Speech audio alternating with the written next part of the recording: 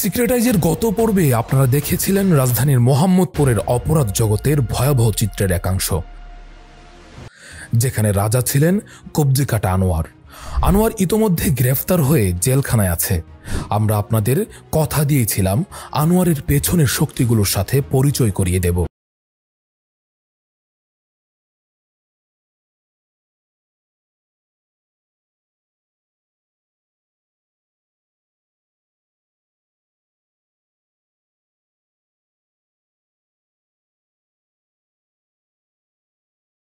বিষয়ে আমরা তথ্য সংগ্রহ চলমান আছে এবং যথাযথ তথ্য এবং আরো কনক্রিট এভিডেন্স পেলে আমরা তাদের বিরুদ্ধে ব্যবস্থা গ্রহণ করব। বিচ্ছিন্নভাবে যে তথ্যগুলো আমাদের কাছে আছে এগুলো আমরা এক জায়গায়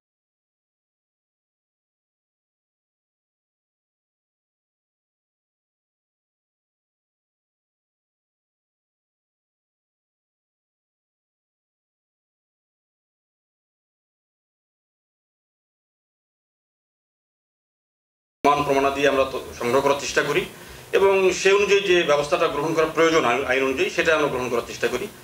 তো যে ব্যক্তির কথা আপনি বললেন আমরা ওয়াকিবহাল হলাম। আমরা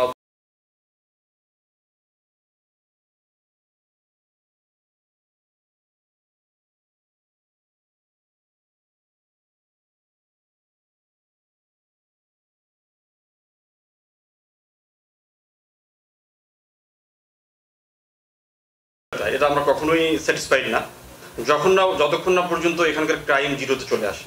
এরই মধ্যে সিক্রেটাইজের অনুসন্ধানে আরও কয়েকটি নতুন নাম উঠে এসেছে, যাদের বিষয়ে কাজ শুরু করেছে র্যাব।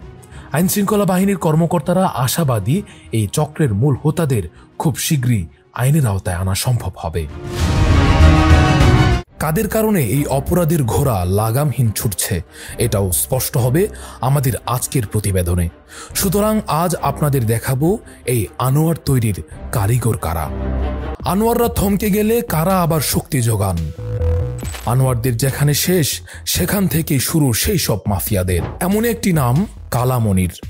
পুরো নাম মনিরুজ্জামান মনির ওরফে কালা মনির। সিক্রেটাইজের অনুসন্ধানে তথ্য আসে মনিরুজ্জামান মনির দীর্ঘদিন রাজনীতির ছত্রছায়ায় ভূমিদস্যুতা, চাঁদাবাজি, মাদক ব্যবসা ও টেন্ডারবাজির মাধ্যমে আতঙ্কের রাজত্ব কায়েম করে আসছিল। মোহাম্মদপুর, আদাবর ও ঢাকা উদ্যান এলাকায় তার দখলদারি সক্রিয় ছিল। আনোয়ারের মতো শুধু কবজি কাটার সাহস থাকলেই মনির হওয়া যায় না। এদেশের মাফিয়াতন্ত্রের সুরমা চোখে লাগাতে হলে রাজনৈতিক শেল্টার লাগবেই। মনিরের এই সুবিধাটা ভালোই ছিল। স্থানীয় রাজনীতির আশ্রয়ে মনির প্রভাবশালী ব্যক্তিদের সঙ্গে সখ্যতা গড়ে তোলে এবং দ্রুতই অপরাধ জগতে প্রবেশ করে। 2019 সালে 33 নম্বর ওয়ার্ড কাউন্সিলর তারিকুজ্জামান রাজীব গ্রেফতার হলে মনির কিছুদিন আত্মগোপনে গিয়ে আরও শক্তিশালী হয়ে ফিরে আসে।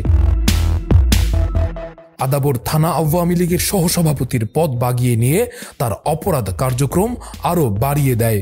মনিরের নেতৃত্বে আনোয়ার বাহিনী চাঁদাবাজি, জমি দখল ও ছিনতাই চালিয়ে আসছে।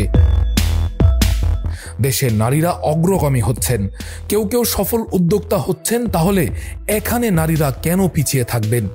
এমন জেদ থেকেই হয়তোবা মনিরের মা সাবিহা খাতুন মনিরের অনুপস্থিতিতে পুরো অপরাধ সাম্রাজ্য নিয়ন্ত্রণ করছে। মনিরের নির্মম বর্বরতার শিকার একজন ভুক্তভোগী নাজিম। তিনি অভিযোগ করেন মনির বাহিনী প্রথমে তার বাড়ি দখল করে, পরে মনিরের মা সাবিহা বেগমকে 1 লাখ টাকা চাঁদার বিনিময়ে তা ফিরিয়ে দেওয়া হয়। এই চাঁদা দেয়া নেওয়া হয়েছে স্ট্যাম্পে লেখালেখি করে। শুধু একটু কল্পনা করুন, মোহাম্মদপুর এমন এক মুলুক যেখানে চাঁদার ক্ষেত্রে স্ট্যাম্প লেখালেখি হয়। এ যেন আত্মবিশ্বাসের সাথে চাঁদাবাজি। মিরপুর 1 নম্বর থেকে বাসায় ফেরার পথে 10 নম্বর কমিউনিটি সেন্টারের সামনে মনিরের লোক শাহাবুদ্দিন, হুমায়ুন, হোসেন, ওরা অনেক লোক ছিল, গ্যাং ছিল। তো একটা গ্যাং পালে, এর মধ্যে ছিল হুমায়ুন, হোসেন, শাহাবুদ্দিন। ওরা আমার এখানে গান ঠেকায় গাড়িতে উঠে প্রথম আনে সেকেন্ড একে ওর বাসায়, ওইখান থেকে অনেক টর্চার করে। এরপরে নিয়ে আসে ওর বাগান বাড়িতে, ঢাকা উদ্যানে একটা ওর বাগান বাড়ি আছে, মনিরের বাগান বাড়ি আপনার একদম নদীর সাইডে। ওইটা ওর টর্চার সেল। আসলে সবাই জানে যে এটা ওর বাগান বাড়ি, কিন্তু এটা আসলে বাগান বাড়ি না, ওটা টর্চার সেল। ওইখানে আমার রাতভর অনেক মারে, অনেক কি করে। আর আমার এই দেহের ক্ষতগুলো তো দেখতেছি, এগুলা মানে ওরা গ্যাংরা রড, কেউ চাকু, কেউ রড, যে যে পারে আমার অমানুষের মতো মারে। প্রথমে এনে একজনের কোদালা নেয় মাটিগুলো খোঁড়ে ডিপের থেকে ফ্রিজের থেকে বরফ বাইর করে ফালায়া আমার হাতটা এইভাবে বাঁধে, হাতটা এইভাবে বাঁধে, পাটা এইভাবে বাই দেয়, আমার বরফে ফালায় রাখে। তখন বলে যে তোরা হাতে মারব না, তোরা এখানে ফালায় রাখলাম ঠান্ডার দিন, তুই এমনি মরে যাবি, একটু পরে লাশ বাইরে ফালাই দেবো, সবাই বলবো ঠান্ডায় মরে গেছিস। আমি কোনো প্রমাণ রাখি না মারলে।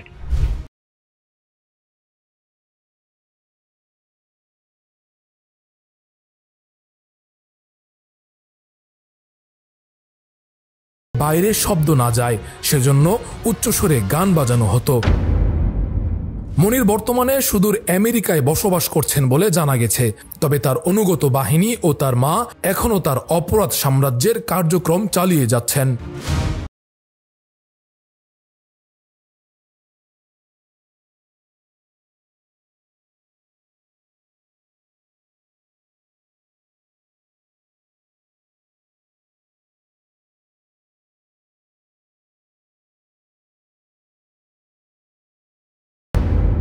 তার পালিত সন্ত্রাসী বাহিনী পুরো এলাকা জুড়ে ত্রাসের রাজত্ব কায়েম করে আসছে।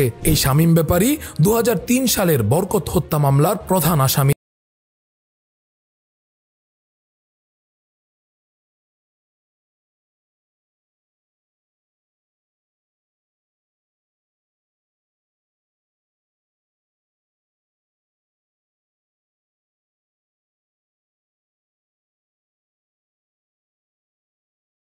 তিনি ভারতে আত্মগোপনে থাকলেও তার অপরাধমূলক কর্মকাণ্ড বাংলাদেশে সক্রিয় বিরাজমান। শামীম ব্যাপারী মোহাম্মদপুর থানা আওয়ামী লীগের সাংগঠনিক সম্পাদক আবু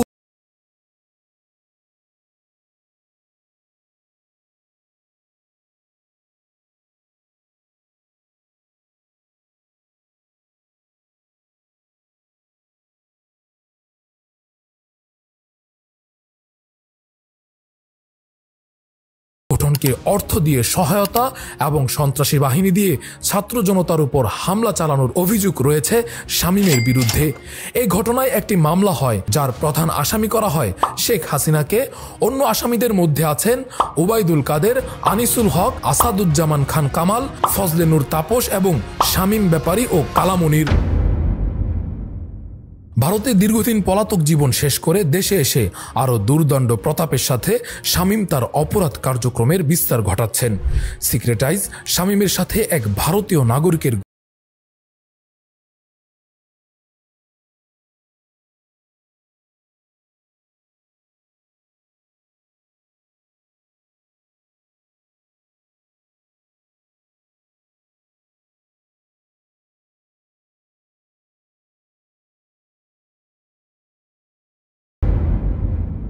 টিম সিক্রেটাইজের বিস্তারিত তদন্তে আরও রহস্যময় তথ্য সামনে আসে।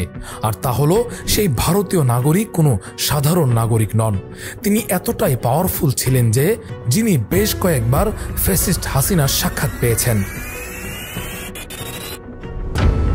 অবলীলায় একটা দেশের প্রধানমন্ত্রীর সাক্ষাৎ পেয়ে যান, তাহলে কে সে? তার ব্যাকগ্রাউন্ডই বাকি।